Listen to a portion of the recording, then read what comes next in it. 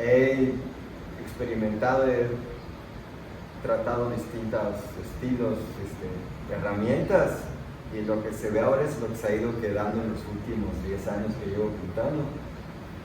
De repetir, prueba y error, hay cosas que van sobreviviendo, aunque por alguna temporada me gusta tal color o tal estética, un cierto tema, por ejemplo. En 6 meses ya cambié de idea, o sea, cambió algo en mi vida, entonces yo estoy pintando otra cosa. Y hay ciertos elementos que van sobreviviendo a esas cosas y creo que se van quedando para el estilo a largo plazo.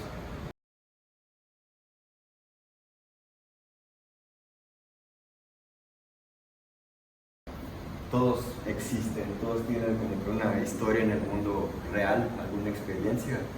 Y por ejemplo, ahorita son muy protagonistas los perros o los gatos. Tengo muchos juguetes en la casa, muñecos que tengo desde niño, cosas que me han ido obsequiando, peluches que ya medio deformes. A la hora de ilustrarlos o delinearlos van tomando ciertas características peculiares.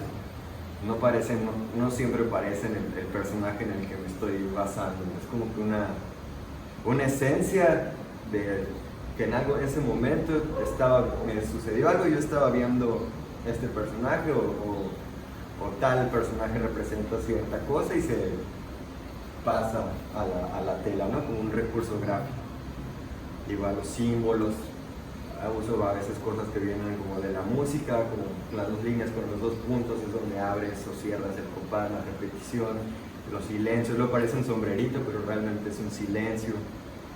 La lechuza es de los últimos que empecé a usar mucho ya hace un par de años, y fue de vivir en Paseo Montejo, que voy y paso diario por allá en el Museo de Antropología, viven las lechuzas. Entonces rara vez las veo, pero cada vez que veo ese animal es magnífico y va para la pintura, ¿no? Y es más de lo que yo les dé un significado a cada uno, más bien como que tienen que estar ahí por algo y ya los iremos descifrando para después. Es lo que tienen de peculiar, por eso lo sigo haciendo, porque aún no sé a qué me refiero yo del todo, pero tienen que estar ahí por ahora, son mis elementos narrativos.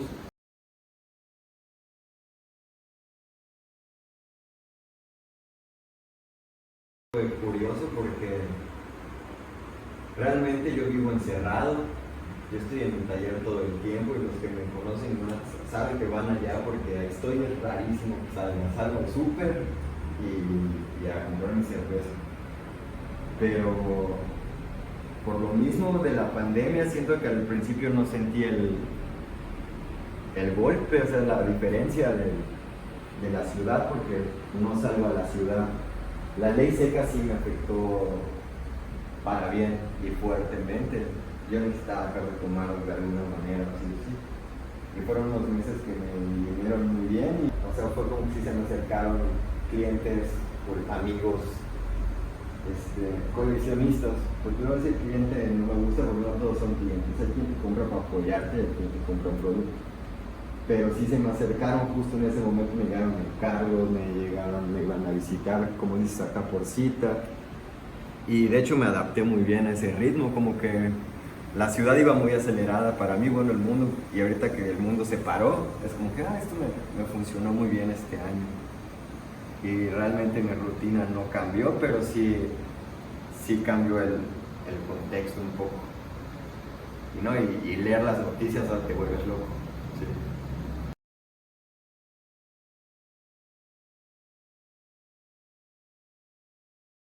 Yo comienzo trazando perspectivas.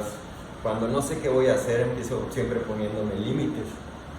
Y entonces, es que por eso lo veo mucho en las esquinas, como los rombos. O el toro es uno de mis símbolos preferidos, como de, siempre sé que va a estar en una esquina o en una parte superior, pues aparecen con todos.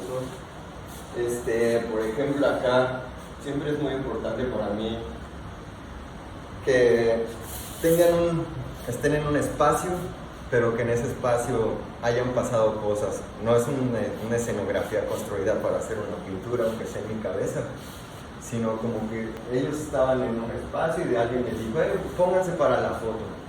Y entonces yo todavía no sabía que iba a haber personajes. Este comenzó siendo una mancha negra. Con mis autorretratos, por ejemplo, empiezo siempre por la silueta y después el espacio se construye atrás. Es como que vas poniendo y quitando, poniendo y quitando. Y esas, como que el estar trabajando el fondo y el frente de la pieza en un mismo plano te va dando esas sensaciones de profundidad. Al final estás engañando a tu cerebro con estas líneas en las esquinas, este horizonte que es la línea rosa que va de lado a otro, se parte el espacio, entonces ya todo lo que acomode ahí van a estar de pie. Entonces estas pinceladas van para un lado, las pinceladas de la pared van para otro, entonces ya todo eso que se va haciendo desde con movimientos, pues es una coreografía, te va dando ya todo este resultado visual, más que irlo detallando y haciendo el efecto como te enseñaron después. No, o sea, el acabado ya es lo que tú le estás aportando, pero sí partimos con estos elementos básicos, como de cuadrados, verticales, horizontales, partir espacio y siluetas. Y ya después el color va haciendo mucho. Estos personajes, varios, sobre todo los fantasmas, aparecen solos. Realmente es como que viene una pincelada y de ese trazo quedan las orejas, se ve con que alguna comisura, entonces ya después de una vez intervengo pues delineándolo, diciendo ok, tú existes y vamos a trabajar alrededor y así van apareciendo ellos. Es algo que todavía me divierte mucho, que mi cerebro no se mete mucho en el diseño de personajes, sino en la estructura y mantenerlos a todos contenidos para que puedan ya empezar a explotar. Es como si las flores explotaran. Así siento yo que empiezan con la pintura a brotar la plástica de la pintura. Y pues el dibujo es el que los contiene a todos. Y les da un sentido reconocible, ¿no? Y pues al mismo tiempo, por lo mismo, es usar estos medios tradicionales de siempre, la pintura, el carbón y ensuciarte los dedos, porque todo es parte de esta coreografía, parte de este proceso entero que es hacer una pintura. No lo veo como que una línea coloreal para nada. Si vas a pintar un sólido, que se vea sólido. Si vas a pintar un espacio, tienes que estar haciendo espacio. No sé, cuando yo me pongo a pintar, muevo todo el taller, depende de qué voy a hacer. Tengo que tener esta mesa con estas cosas a la vista y todo lo demás lo voy a cambiar de cuadro, vamos a cambiar el taller, me cambio de cuarto, y es como que cada pintura sí tiene esa esencia original y única, que es por lo que me gusta insistir en estos medios tradicionales, porque compitiendo ahorita con medios digitales y máquinas, robots, lo único que nos queda es lo que puedes hacer tú con tus manos, ¿no? Y sí, creo que le di el círculo a más preguntas.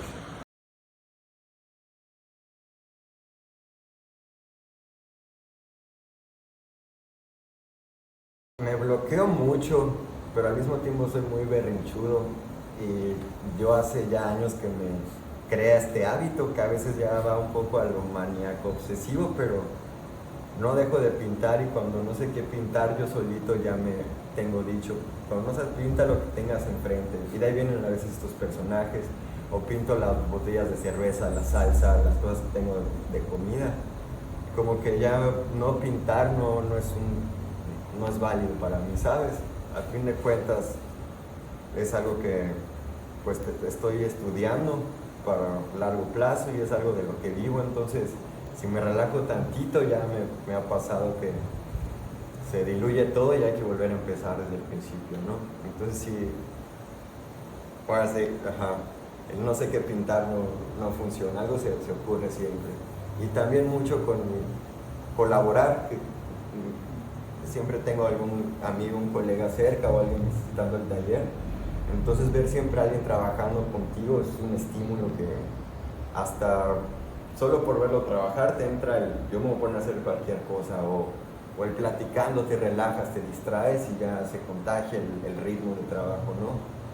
Entonces sí es como que algo que creo que nos hemos encargado en parte en equipo, es en mantenernos pintando constantemente y siempre hay algo que hacer.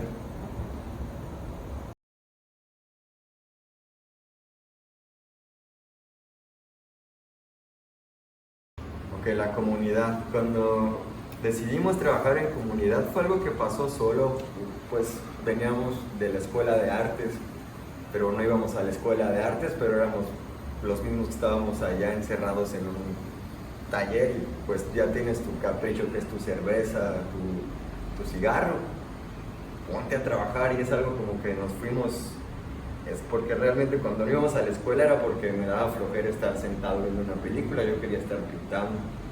Y así fue como que pues pasaron varias personas, así, hicimos varias cosas, había las sesiones de que íbamos a recortar revistas, o nos poníamos a dibujar entre todos.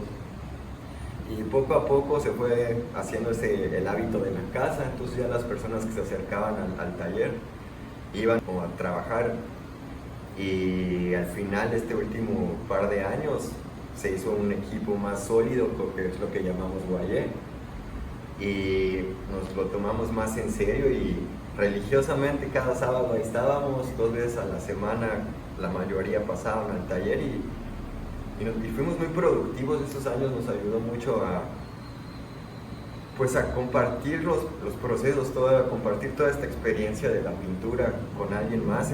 Fue algo muy nutritivo porque estás quitándote todas las trabas al quitarte quizás el celo o el ego de es mi proceso o estamos compitiendo, es no, vamos a trabajar juntos y realmente como que no tengo esto es lo que pasó que lo hizo que funcionara, sino que fue algo que solito fue funcionando. Y eso es lo que me gusta de las colaboraciones, pasó solo.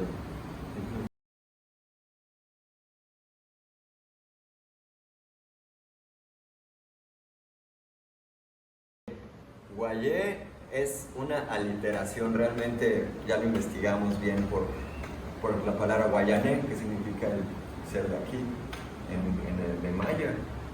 Y pues guayé es una palabra que escuchábamos seguido como en el barrio con los amigos.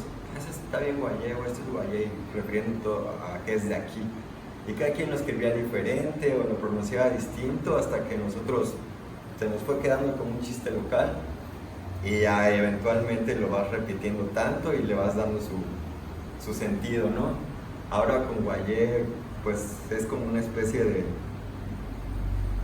queremos llamarlo una especie de movimiento porque es algo que estamos compartiendo entre nosotros en una localidad en este mismo momento y no somos solo nosotros haciendo lo que estamos haciendo y tratar de es como dar ahí nuestra semillita de ahí vamos empezando, ¿no? Algo más grande que nosotros como individuos y sí es una sociedad ahí de pintores, artistas.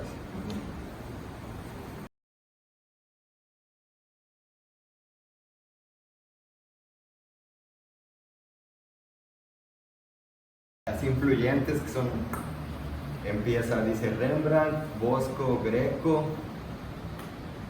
Modigliani, mezclados con horas y horas de caricaturas y publicidad. Y pues sí, es en realidad ahora veo muchas caricaturas japonesas, me gusta mucho ver cosas así de ciencia, una plática, así, una cátedra de matemáticas y me pongo a escribir símbolos por ahí o me gusta mucho la historia, me gusta mucho la conspiración, igual como para sacar estos personajillos, porque si al final se parecen a algo que sé que reconozco yo entonces tengo estas influencias, creo que lo que más busco yo de contenido para pintar no es pintura, sino todas estas cosas que vienen de fuera que me hacen a mí hacer mi pintura, ¿no? Siento que si me pusiera mucho a ver pintores, terminaría copiando.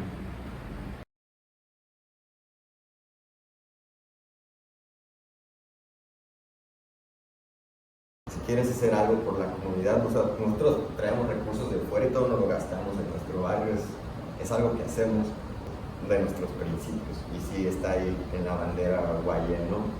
Como que piensa global y actúa localmente y la idiosincrasia del barrio y cómo nos llevamos con nuestros vecinos y cómo pues tengo la suerte de que colegas pintores somos vecinos varios, entonces que la señora de la madera ya me hizo mis marcos, que la señora enfrente nos mandó la comida, y así entre todos ya que se cobra, le das un chela al carpintero, le pagas a la señora, y así se va haciendo la comunidad, y nos cuidamos entre todos, y eso hace que se acerquen más personas a ese lugar.